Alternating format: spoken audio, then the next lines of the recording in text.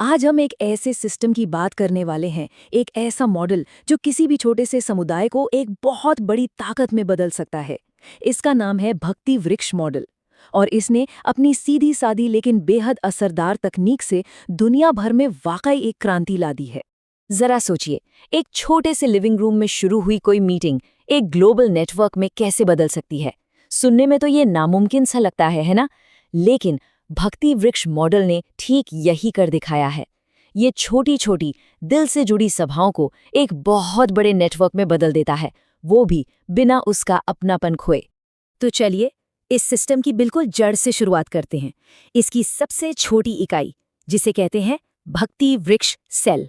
असल में यही वो नींव का पत्थर है जिस पर ये पूरा का पूरा ढांचा खड़ा होता है। इसका नाम ही इसकी पूरी कहानी कह देता है, भक्ति वृक्ष, यानी भक्ति का पेड़। और ये नाम बिल्कुल सही है। ये पूरा सिस्टम एक पेड़ की तरह ही डिजाइन किया गया है, जो धीरे धीरे बढ़ता है और अपनी शाखाएं फैलाता है। देखिए, ये कोई टिपिकल लेक्चर नहीं है जहां एक इंसान बोलता है और बाकी सब बस सुनते रहते हैं। नहीं, ये एक सर्कल है, मतलब एक इंटरैक्टिव साझा अनुभव जहां हर किसी की आवाज मायने रखती है, हर कोई हिस्सा लेता है। और अब जरा इस नंबर पर गौर कीजिए, 20। ये कोई अंदाजा या सुझाव नहीं है, ये एक पक्का सख्त नियम है। और इसके पीछे एक बहुत बड़ी वजह है। ये उस अपनेपन को, उस जुड़ाव को बचाने के लिए है। देखिए, जैसे ही ग्रुप 20 लोगों से बड़ा होता है ना, तो वो जो हर किसी के बोलने की, अपनी बात रखने की जगह होती है, वो खत्म होने लगती है।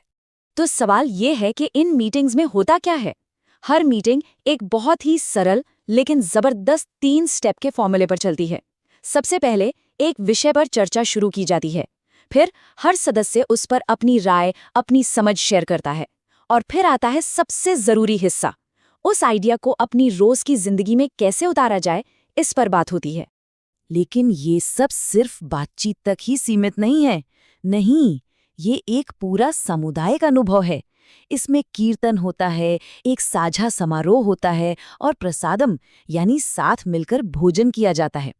ये सब मिलकर एक ऐसा माहौल बनाते हैं जिससे लोगों के बीच बहुत गहरे और मजबूत रिश्ते बन जाते हैं। चलिए अब बात करते हैं इसके सबसे हैरान कर देने वाले पहलू की। ये सिस्टम सिर्फ बना नहीं रहता, ये कई गुना बढ़ता कैसे है, इसका ग्रोथ इंजन क्या है। इस मॉडल की सबसे खास बात यह है कि इसमें ग्रोथ कोई इत्तेफाक नहीं है। ये तो हर एक ग्रुप के डीएनए में, उसकी बनावट में ही शामिल है। हर ग्रुप एक तय 6 महीने के साइकिल पर चलता है। जैसे ही कोई नया ग्रुप बनता है, उसी के अंदर से एक भविष्य के लीडर को पहचान कर उसे ट्रेनिंग दी जाती है। और इस साइकिल का आखिरी लक्ष्य हमेशा एक ही होता है, ग्रुप का 2 हिस्सों में बढ़ जाना, ताकि एक नया आज़ाद ग्रुप बन सके। और यही है इसका सीक्रेट सॉस, सेल माइटोसिस। जैसे बायोलॉजी में एक जिंदा सेल टूटकर 2 बन जाता है, ठीक वैसे ही हर भक्ति वृक्ष ग्रुप को भी टूटने के लिए ही बनाया गया है। इसी में इसकी असली ताकत छिपी है, तेजी से और बिना किसी गड़बड़ी के फैलने की ताकत। तो ठीक है, ये अलग अलग सेल लगातार बढ़ रहे हैं, टूट रहे हैं, पर ये सब जुड़कर एक बड़ा, एक साथ काम करने वाला ऑर्गेनिज्म कैसे बनाते हैं? चलिए देखते हैं कि ये नेटवर्क कैसे बनता है। इसका स्ट्रक्चर बड़ा सीधा और लॉजिकल है।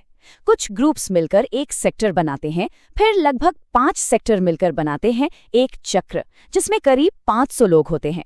ये एक बहुत ही सरल लेकिन असरदार सिस्टम है।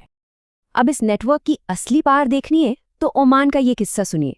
लक्ष्य था एक इवेंट के लिए 400 लोगों को इकट्ठा करना। अब देखिए, 400 लोगों को एक एक करके कॉल करने के बजाय ऑर्गेनाइजर ने सिर्फ 9 मैसेज भेजे, हर चक्र लीडर को एक, बस। और नतीजा?